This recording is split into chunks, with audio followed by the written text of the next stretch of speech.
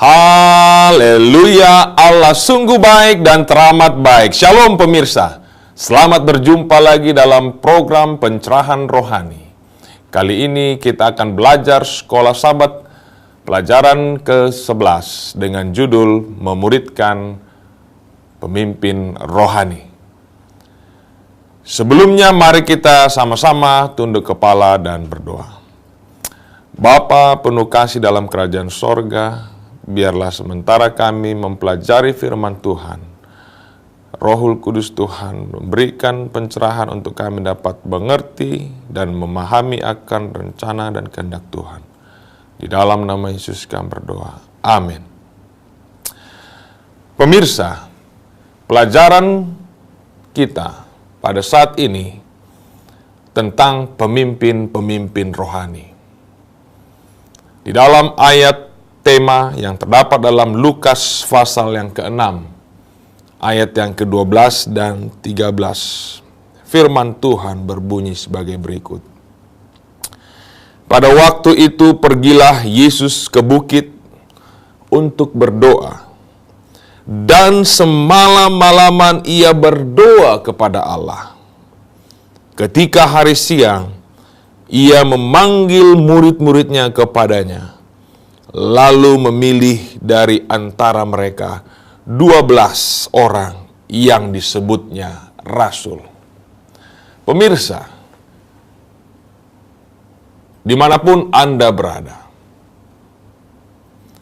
para murid yang dipersiapkan untuk menjadi seorang pemimpin rohani sudah pasti menerima pembekalan, pencerahan yang luar biasa daripada Yesus Kristus sebagai guru di atas segala guru.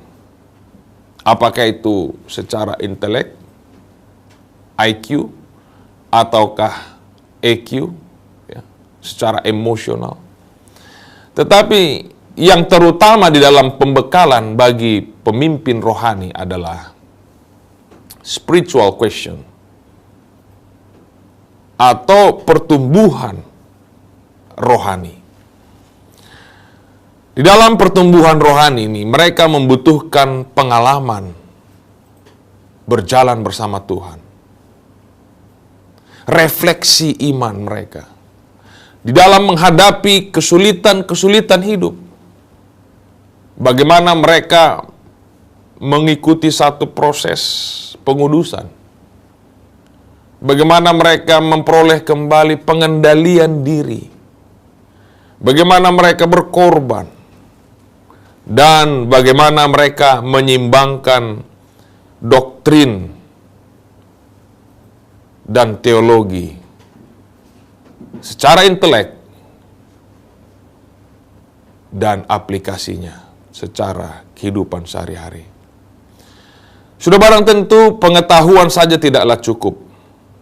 Harus dibarengi dengan pelatihan, keterampilan bagi para pemimpin gereja. Dan ini tampaknya terlihat jelas di dalam pola pelatihan yang Yesus terapkan untuk murid-muridnya.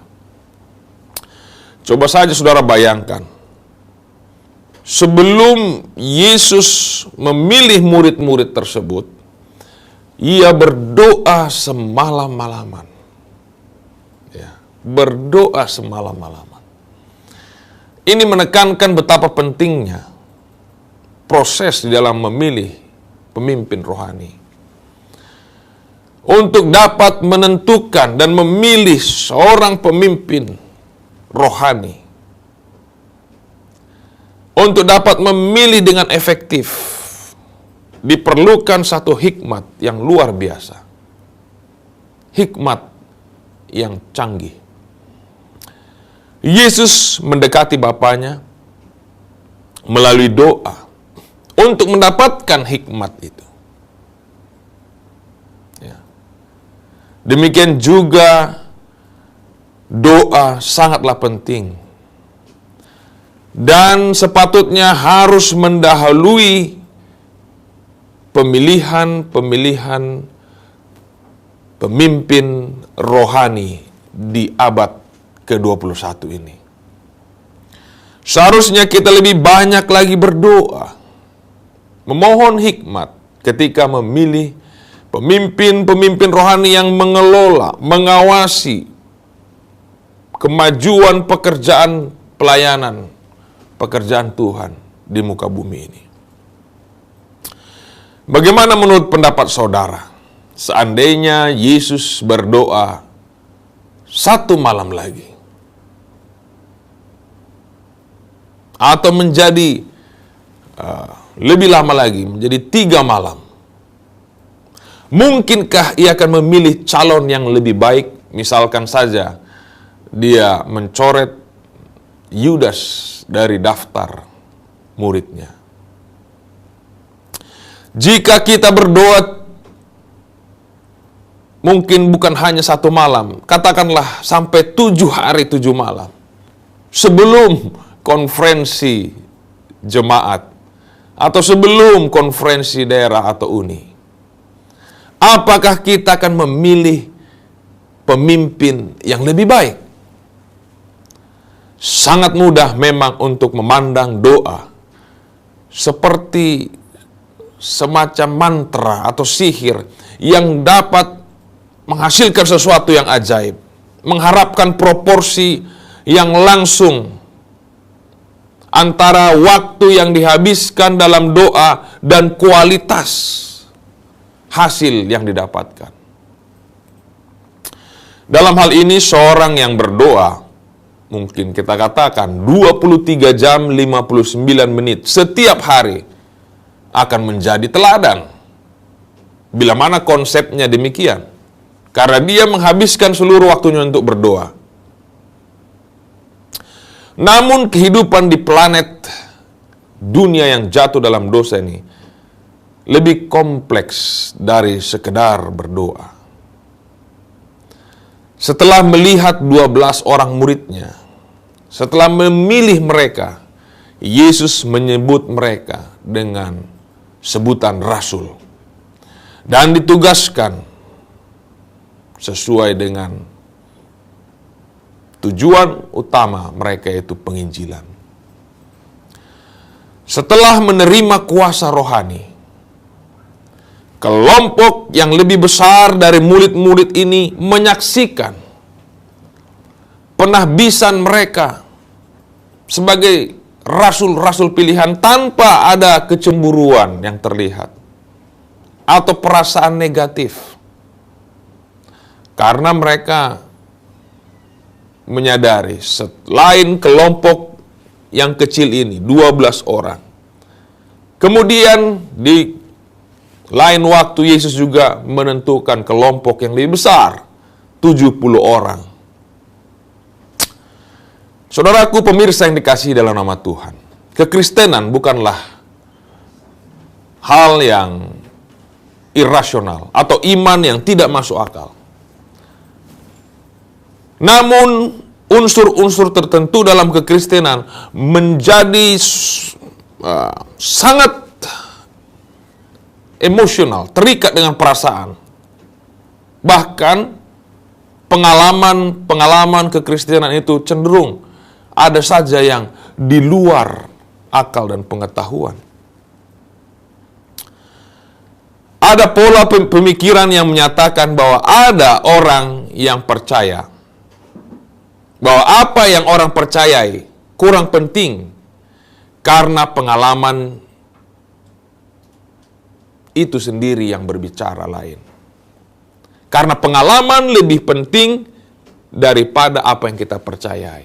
Nah inilah, saudaraku, kita hidup di zaman yang disebut dengan postmodern, di mana orang lebih mengandalkan atau lebih yakin kepada pengalamannya daripada kebenaran-kebenaran yang mungkin dia temukan dalam buku ilmu pengetahuan, sains, atau ilmu-ilmu yang lain.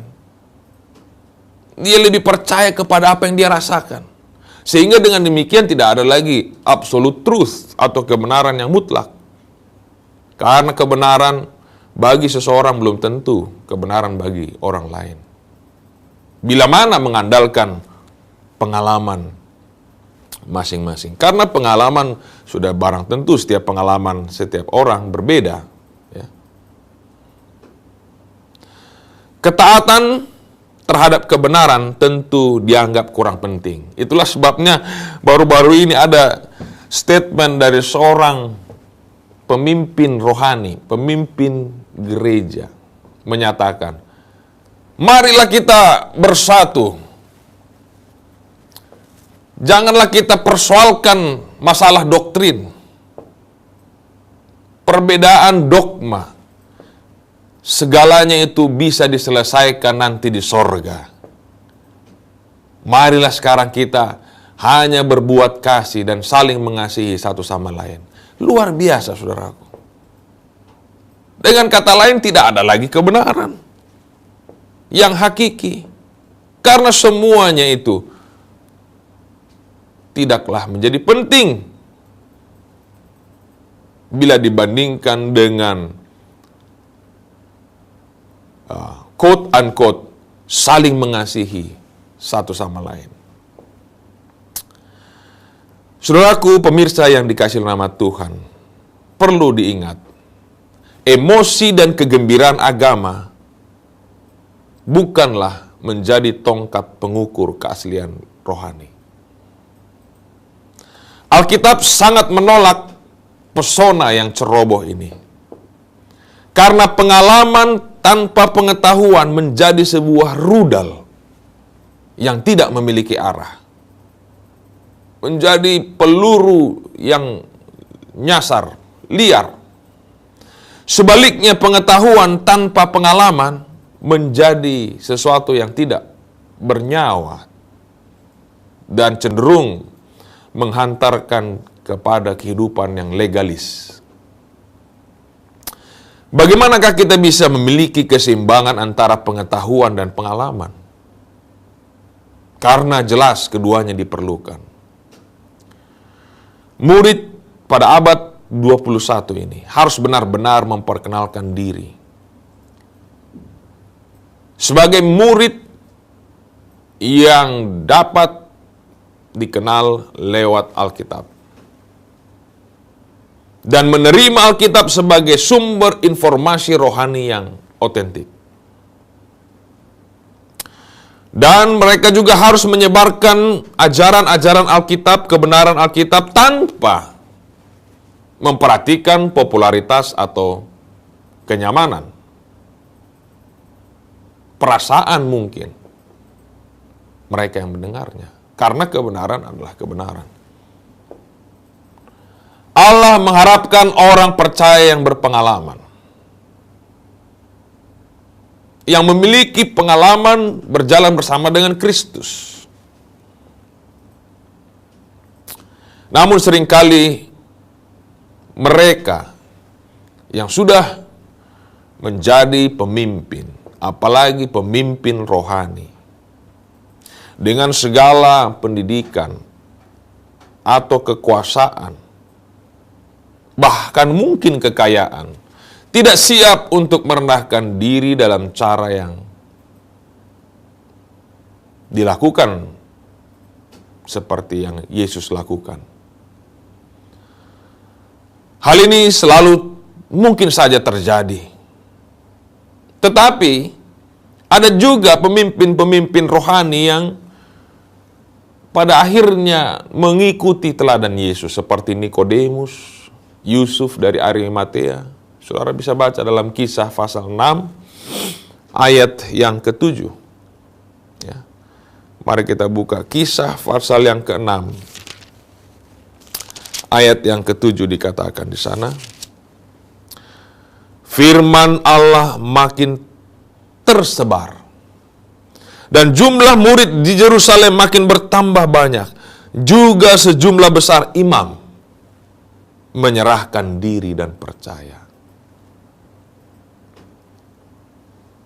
Jadi tergantung apakah seorang pemimpin rohani itu terbuka kepada tuntunan Roh Kudus atau tidak.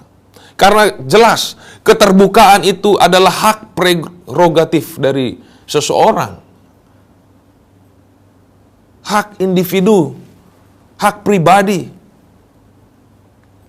orang tersebut. Yesus selalu datang mengetuk pintu hati. Tergantung apakah kita mau membukanya atau tidak. Bila mana kita mau membuka, sudah barang tentu kita akan menjadi orang yang memiliki pemikiran yang luas, terbuka. Tetapi bila mana kita menutup, maka kita akan menjadi orang yang memiliki pemikiran yang sempit. Mengapakah bab pertama dari kisah pembentukan jemaat yang mula-mula menunjukkan kepada kita tentang perlunya pengurapan pemimpin rohani? Apa yang mereka cari dari seorang pemimpin? Ya. Bagaimana kita dapat menemukan pemimpin rohani yang benar? Mungkin zaman sekarang ini kita lebih melihat kepada, wah, luar biasa dia, mungkin fasih dalam menguasai berbagai bahasa, mulai dari mungkin bahasa Greka, Ibrani, Inggris, Jerman, Latin, dan lain sebagainya. Namun itu tidak terlalu relevan pada zaman kerasulan. Apakah yang Anda cari dari pemimpin gereja? Mengapa? Menurut kitab suci, ada beberapa orang di bumi yang mencoba hidup tanpa menggunakan atau tanpa terpengaruh dengan kuasa-kuasa apapun yang ada di luar dirinya. Mereka tidak mau menggunakan obat-obat stimulan, perangsang yang berbahaya, namun juga mereka tidak di bawah pengendalian Roh Allah sepenuhnya. Mereka tidak dingin atau panas.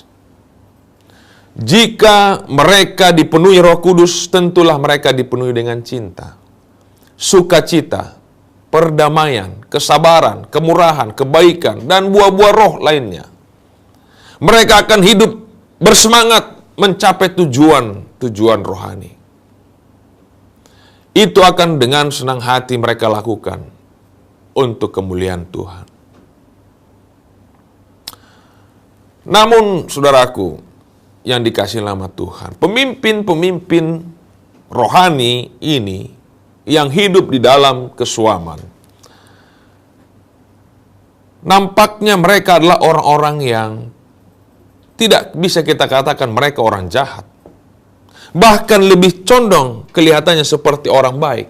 Hanya umumnya tidak hangat, apalagi bersahabat. Ketika Alkitab menggambarkan mereka dalam pesan kepada jemaat Laodikia, dalam Wahyu 3:14-22, mereka hidup seperti orang Farisi, di mana mereka bertujuan membuat gereja ini seperti sebuah kerajaan di dunia. Tetapi mereka tidak akan pernah berhasil dalam kondisi ini. Allah menjelaskan, justru orang seperti ini celaka dan sengsara. Karena pengalaman agama mereka hanya dapat mencapai suhu suam-suam kuku. Inilah sebabnya Allah selalu menasihati para pemimpin rohani untuk bertobat dan membeli salep mata agar wawasan rohani mereka semakin luas. Agar iman mereka bertambah kuat, agar cinta dan semangat mereka dan energi mereka semuanya merupakan refleksi kehadiran Roh Kudus di dalam kehidupan mereka. Telah diamati bahwa Allah membutuhkan pemimpin yang bersemangat, tetapi pada saat yang sama dapat menaklukkan perasaan atau semangat mereka di bawah pengendalian Roh Kudus. Yesus adalah orang atau oknum yang menjadi teladan kita satu-satunya. Namun kita juga melihat tokoh-tokoh seperti Musa, Daniel, Paulus, dan pemimpin besar lainnya dalam Alkitab. Bahkan generasi terakhir orang percaya akan menjadi orang yang bersemangat tentang kebenaran dan kedatangan Kristus yang kedua kali. Saya yakin dan percaya bahwa mujizat Tuhan pasti terjadi di tengah-tengah gerejanya, di mana kecurahan hujan akhir akan membuat semua pemimpin rohani dan umat-umat Tuhan bersemangat. Adalah salah untuk berada di bawah pengaruh semangat yang palsu, namun tidak di bawah pengendalian Roh Kudus. Seperti yang kita temui di dalam kisah Saulus yang kemudian menjadi Paulus. Sebelum Saul bertemu Yesus di Damaskus, dia benar-benar didedikasikan untuk memberangus apa saja yang dia percaya sebagai satu ajaran palsu tentang Allah. Saulus mempunyai satu alasan yang kuat menganggap dirinya pembela kebenaran yang paling bersemangat. Tetapi Saulus menyembah Allah yang menggunakan kekerasan untuk memaksakan kehendaknya dengan caranya. Jadi dalam nama Allah yang ia tahu, Saul mencoba memaksakan orang Kristen yang mula-mula untuk menyerah dan kembali kepada kebenaran yang sesuai dengan anggapannya. Jika mereka menolak, sudah barang tentu dia akan menangkap, bahkan membunuh mereka. Dan dia yakin Tuhan juga akan melakukan hal yang sama. Itulah sebabnya Saul dengan semangatnya dia membantu turut serta dalam proses eksekusi pelemparan batu kepada Stefanus. Dia tidak menikmati peristiwa itu, tapi dia setuju mereka membunuhnya. Dia ingat cerita di seputaran Gunung Sinai, di mana Allah menyatakan bahwa tempat itu kudus, dan barang siapa yang mencoba mendekati tempat itu akan mati atau dilempari dengan batu. Saulus sebagai pemimpin rohani, bagaimana mungkin Allah bisa menobatkan atau memenangkan orang seperti Saulus menjadi sahabatnya di dalam pelayanan?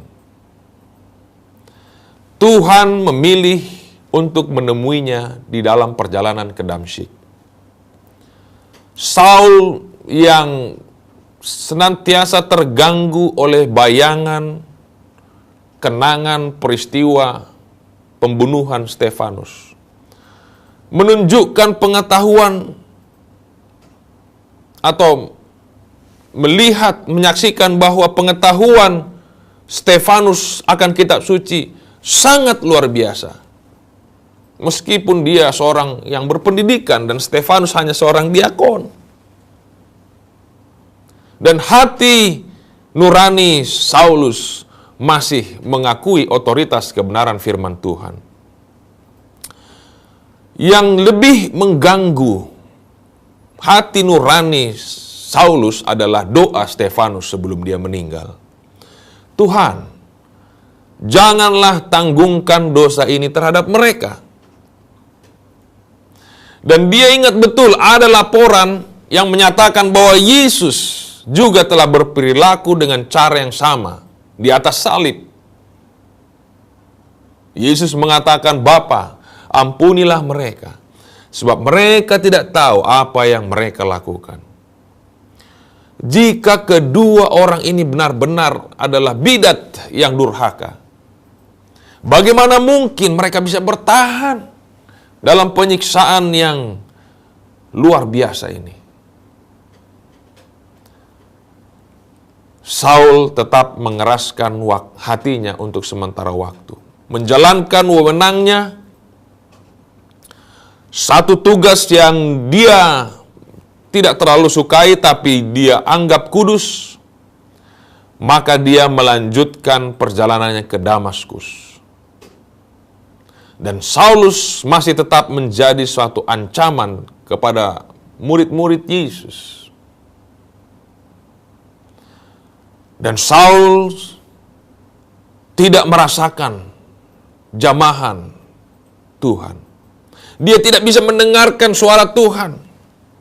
Itulah sebabnya sesuatu hal yang dramatis perlu dilakukan untuk memuridkan Saulus sebagai salah seorang pemimpin rohani nantinya. Dalam kobaran api cahaya, ia melihat atau mendengar suara Tuhan berfirman kepadanya dengan jelas. Dan ketika dia berbaring tak berdaya di jalan, dia terkejut menyadari bahwa penyerangnya adalah seorang yang tadinya dianggap bidat yang lemah, yang dia telah hina. Bidat yang mengajarkan agar setiap orang mengasihi musuh-musuhnya dan bahkan berdoa untuk pemerintahan Roma. Namun Saulus bingung, mengapa ia tidak menghancurkan saya ketika saya telah menghancurkan gerejanya, murid-muridnya. Sebaliknya aku mendengar dia berbicara dengan lemah lembut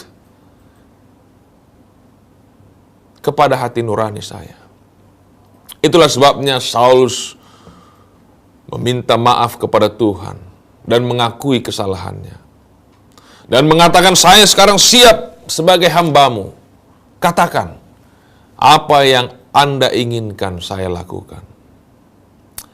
Beberapa tahun kemudian dalam suratnya kepada orang percaya di Roma, Saulus dengan bangga dan rasa hormat memperkenalkan dirinya kepada umat-umat Tuhan sebagai hamba atau budak Yesus Kristus. Tapi Tuhan ingin agar Saulus bangun dan pergi ke Damaskus. Di sana dia akan diberitahukan tentang semua tugas yang akan dia lakukan kemudian. Seorang pria bernama Ananias bertemu dengannya di kota dengan sambutan yang begitu ramah. Ia berkata, Saulus, saudaraku, hendaklah engkau melihat kembali, sembuhlah. Kemudian Ananias melanjutkan untuk memberikan gambaran tentang Tuhan. Siapa sebenarnya Tuhan itu? Kepada muridnya yang baru. Dan Saulus menjadi hamba Tuhan di dalam memberitakan kebenaran. Tidak heran beberapa waktu kemudian dalam suratnya Paulus menuliskan, ikutlah teladan saya seperti saya telah mengikuti teladan Kristus. Ia tuliskan kepada jemaat Korintus. Dia tidak lagi menggunakan otoritas kekuasaan kehebatannya untuk memaksakan Injil atau kebenaran yang dia yakini kepada mereka yang tidak sepaham dengan dia. Bahkan di bagian lain suratnya dia berkata, biarkanlah semua orang menjadi yakin sepenuhnya dalam pikirannya sendiri. Dan kepada orang-orang yang mengkritiknya ia berkata, siapakah Anda sehingga terbebas dari penilaian orang lain? Paulus menunjukkan betapa baiknya ia mengenal Tuhan. Dalam menangani anggota jemaat di Korintus yang cenderung mengeraskan hati mereka, tegar tengkuk, bandel, dia menuliskan surat cinta yang sangat populer dalam 1 Korintus pasal 13. Tetapi jemaat Korintus tidak terkesan akan surat cinta ini. Nasihatnya ditolak, diremehkan. Akhirnya sebelum perjalanannya ke Damaskus, Paulus tahu persis apa yang harus dilakukan. Kalau seandainya Paulus belum bertemu dengan Yesus, sudah pasti mereka akan dipenjarakan semua oleh Paulus. Tetapi sekarang, setelah ia bertemu dengan Yesus, ia memutuskan untuk mengunjungi mereka dalam perjalanan Efesus ke Korintus. Bukan untuk memenjarakan orang Korintus, tapi melawat mereka, menasihati mereka dengan penuh kasih sayang. Meskipun dia dihina sebagai orang yang lemah. Hei Paulus, kau tidak seperti Saulus pada waktu yang lalu. Beberapa orang yang lain menggerutu, komplain terhadap surat-suratnya, dan mengatakan, surat Paulus itu sangat sulit dicerna. Tetapi kehadirannya secara tubuh atau fisik sangat lemah, berbeda dengan pidatonya yang sangat keras. Akhirnya Paulus kembali ke Efesus. Tampak jelas bahwa dia lebih lembut berbicara tentang cinta. Bila mana dia hanya berbicara tentang cinta, ini akan memperburuk masalah. Akhirnya dia bertekad mengirimkan surat teguran. Ia begitu khawatir sampai dia menangis ketika menulis surat tersebut. Khawatir jangan sampai suratnya disalahartikan. Dan tanpa menunggu balasan suratnya, dia menulis lagi kepada jemaat Korintus. Ia mulai menyesali apa yang ia tuliskan untuk sementara waktu. Tapi pada akhirnya dia menerima berita yang menggembirakan, di mana misinya berhasil. Suratnya diterima dengan rasa hormat, takut, dan gemetar. Alkitab menunjukkan gambaran yang konsisten tentang Allah, yang tak terhingga, kuat, tapi ramah dan terpercaya, yang memiliki tujuan utama untuk anak-anaknya itu keselamatan. Allah yang sama membasuh kaki murid-muridnya, Allah yang sama yang mati di Golgota, Allah yang sama yang menyatakan bahwa Achan dan isi keluarganya harus dihukum mati, dilempari dengan batu oleh karena melakukan satu kesalahan. Ketika ia bekerja menuju tujuan ini, ketika Allah bekerja di dalam proses keselamatan masing-masing kita, seringkali Allah menggunakan satu metode komunikasi yang penuh risiko untuk disalahpahami. Namun mereka yang hidup dalam persekutuan yang akrab dengan Kristus akan dipromosikan oleh Dia ke posisi yang lebih dapat dipercayai. Hamba yang setia dalam perkara kecil akan diberikan perkara yang lebih besar. Orang yang berbicara paling akrab dengan pemimpinnya memiliki konsep kebesaran yang paling mulia dan paling taat kepada perintah-perintahnya. Jika kamu tinggal dalam aku dan firmanku tinggal dalam engkau, mintalah, maka semuanya akan terjadi kepadamu seperti apa yang kau minta. Sebelum hamba-hamba Tuhan dikatakan mengambil pekerjaan mereka sebagai pemimpin-pemimpin rohani, hendaknya mereka berdoa kepada Tuhan dalam kerendahan hati, dalam ketergantungan, menyadari bahwa mereka harus bekerja dengan rohnya, agar mereka dipersiapkan menjadi anak-anak yang taat melakukan kehendak Bapanya dan memuliakan namanya. Kristus telah mendirikan sebuah kerajaan dengan prinsip yang berbeda.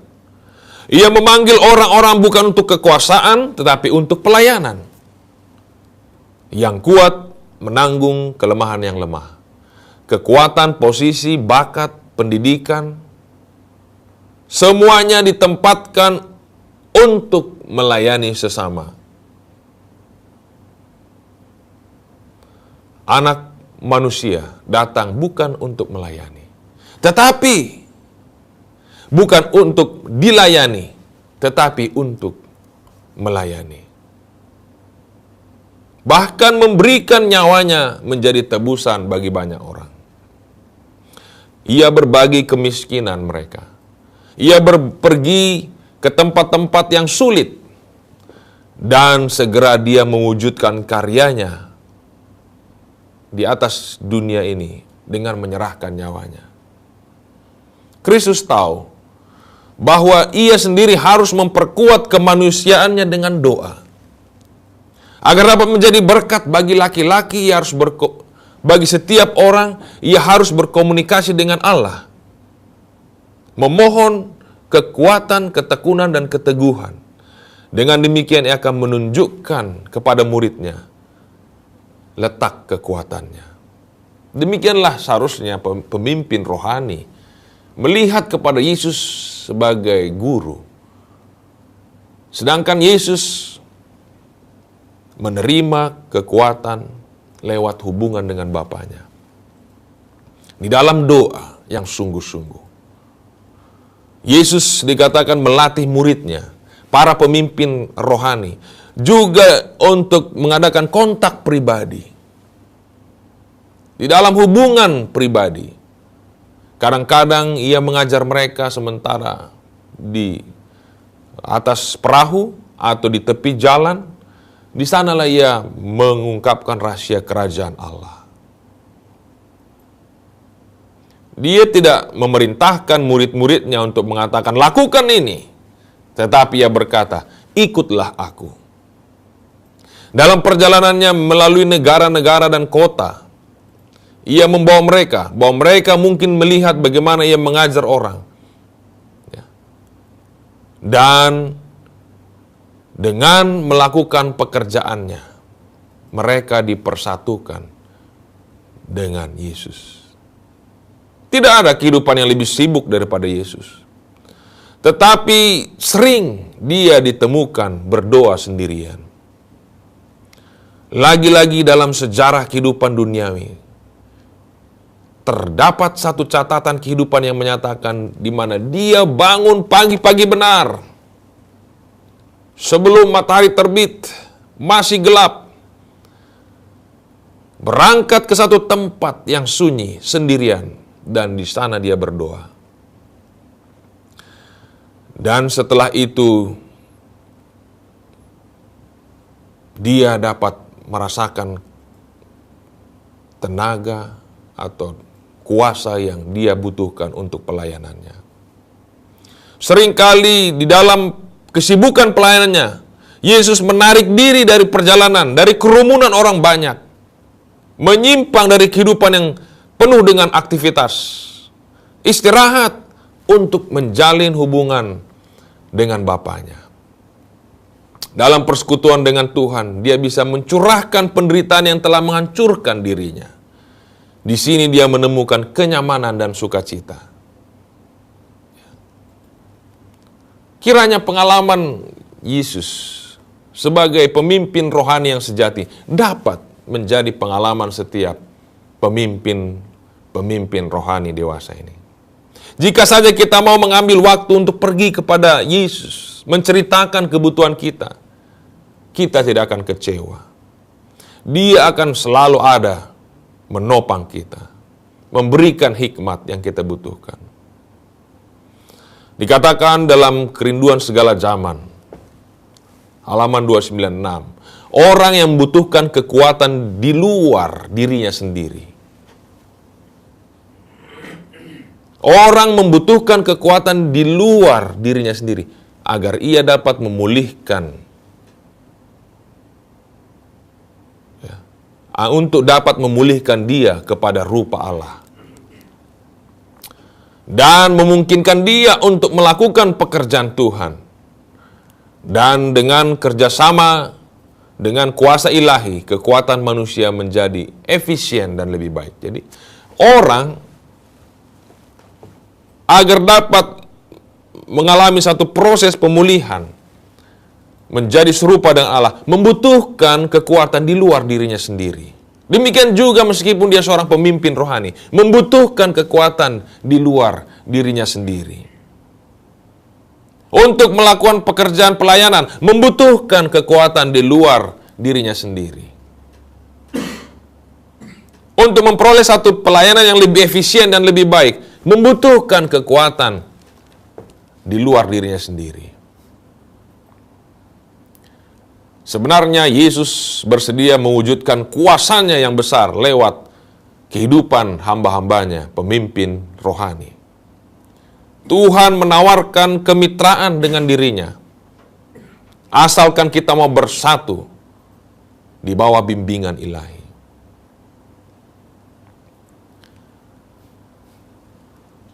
Tidak mungkin bagi seseorang dengan kekuatan sendiri, usahanya sendiri, melakukan perubahan.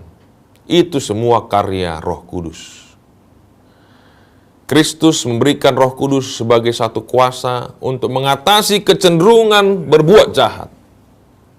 Ini adalah hak istimewa setiap anak-anak Allah. Karakter yang lemah berubah menjadi satu kekuatan. Pandangan yang sempit berubah dengan pandangan yang lebih luas. Itu semua adalah kuasa Roh Kudus. Roh itu yang menyempurnakan, menyucikan manusia menjadi anggota kerajaan anak Raja Sorgawi. Janji Roh Kudus ini tidak terbatas untuk segala usia atau ras, golongan. Kristus menyatakan bahwa pengaruh ilahi rohnya adalah untuk pengikutnya sampai akhir zaman. Dari sejak zaman Pentakosta sampai hari ini, Roh Kudus, penghibur itu telah dikirim kepada semua orang yang berserah kepada Allah. Lebih erat seseorang pemimpin rohani berjalan bersama Allah, semakin jelas dan kuat kesaksian mereka memuliakan Tuhan. Pria dan wanita yang melalui abad-abad yang panjang, abad-abad penganiayaan yang panjang, menikmati ukuran kehadiran Roh Kudus yang lebih besar dalam hidup mereka, telah berdiri sebagai tanda dan keajaiban dunia. Di mana ada kesatuan dengan Kristus, ada cinta kasih. Ketika pemimpin rohani bersatu dengan Kristus, kita memiliki pikiran Kristus. Kemurnian dan kasih bersinar dalam karakter yang telah disempurnakan. Orang-orang yang benar-benar menjadi pengikut Kristus diikat dengan rantai kasih yang menghubungkan dunia dengan sorga. Dengan melihat, kita akan diubahkan. Biarlah para pemimpin rohani melihat hanya kepada Yesus. Jangan melihat selain daripada Yesus.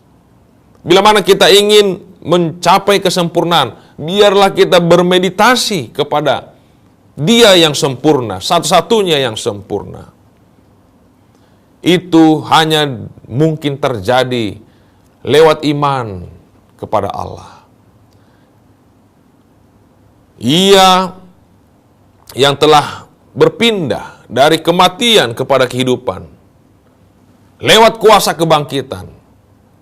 Biarlah Dia yang menjadi teladan dalam kehidupan kita, yang menerangi pikiran kita.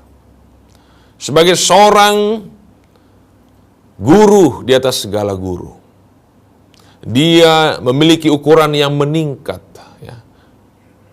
Di dalam pemahaman adalah mereka yang memiliki pikiran Kristus dan menjadikan kehendak Allah menjadi kehendaknya. Dia yang menempatkan dirinya sepenuhnya di bawah bimbingan Roh Allah akan menemukan bahwa pikirannya akan diperluas dan semakin hari semakin berkembang sesuai dengan kehendak Allah. Pemirsa, demikianlah pelajaran kita bagaimana memuridkan pemimpin-pemimpin rohani. Hanya dengan kuasa tuntunan Roh Kudus saja. Hanya dengan mereka melihat kepada Yesus sebagai teladan yang sempurna. Hanya dengan membuka pikiran mereka, menghilangkan segala kesombongan dan menerima kehadiran Roh Kudus. Dan hanya dengan ketergantungan bersatu dengan Kristus dalam kehidupan doa, mereka dapat menjadi pemimpin-pemimpin rohani yang efektif untuk kemuliaan nama Tuhan. Kiranya Tuhan memberkati kita semua. Shalom.